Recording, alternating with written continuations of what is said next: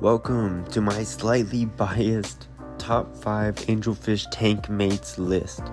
Now, all of the fish that I'm going to be talking about in this video, I have kept with angelfish for over a year.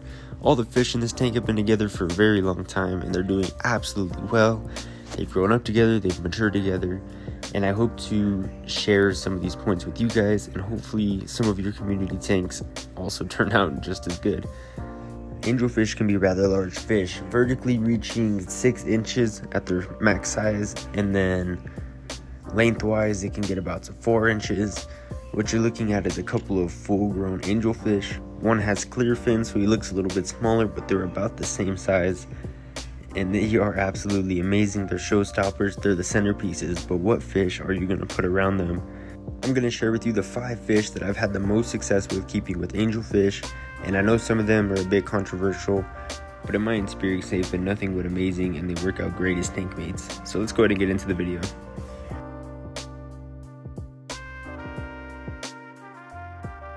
Now when it comes to neon tetras, the common knowledge is that they're going to be too small and they're going to fit in the angelfish's mouth.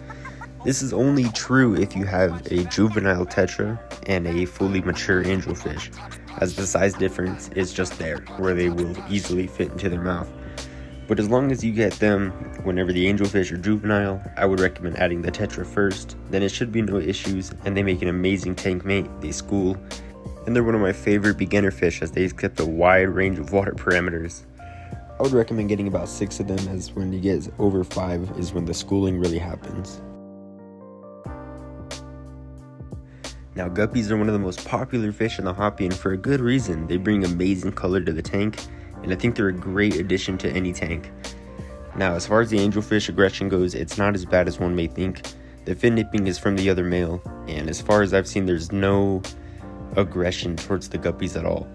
You're gonna say goodbye to your guppy babies during this whole process if you're gonna put them with angelfish, but it's okay because it's a good numbers control. It's gonna keep your breeding line in check. It's going to keep your fish looking beautiful, and in the end it's going to be beneficial because you won't have a boom of guppies. You get to keep enjoying them.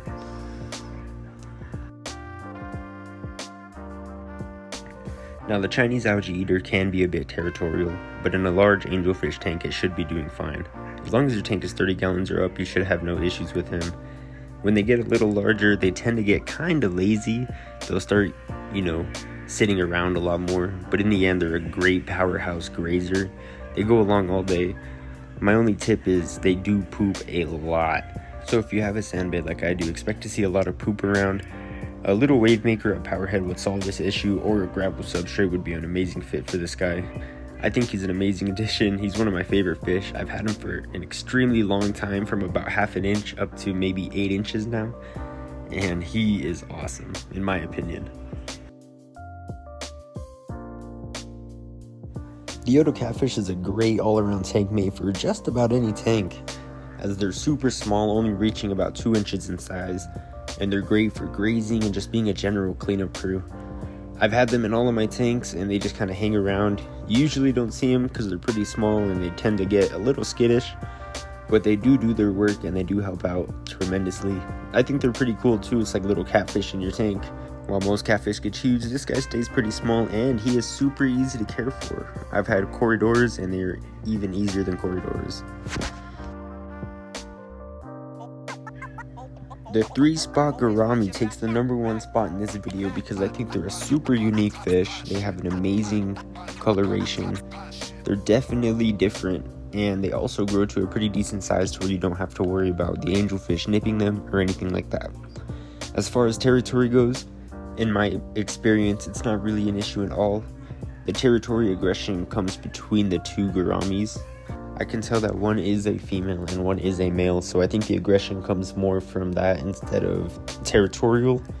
But as far as being an angelfish tank mate, it's an amazing pick. It looks great next to the angelfish, and there is no territorial issues like the internet might say, at least for me. But that is going to be it for this video. I hope you enjoyed, and I hope you got a little bit of knowledge and maybe a couple ideas from it. Just know that all these have worked for me for over a year's time, and I hope you enjoyed this video. If you did, please hit that like or subscribe. It means the world to me, and I hope you enjoy the rest of your day. Oh, and may your tanks be clean. forever. No algae, no nothing.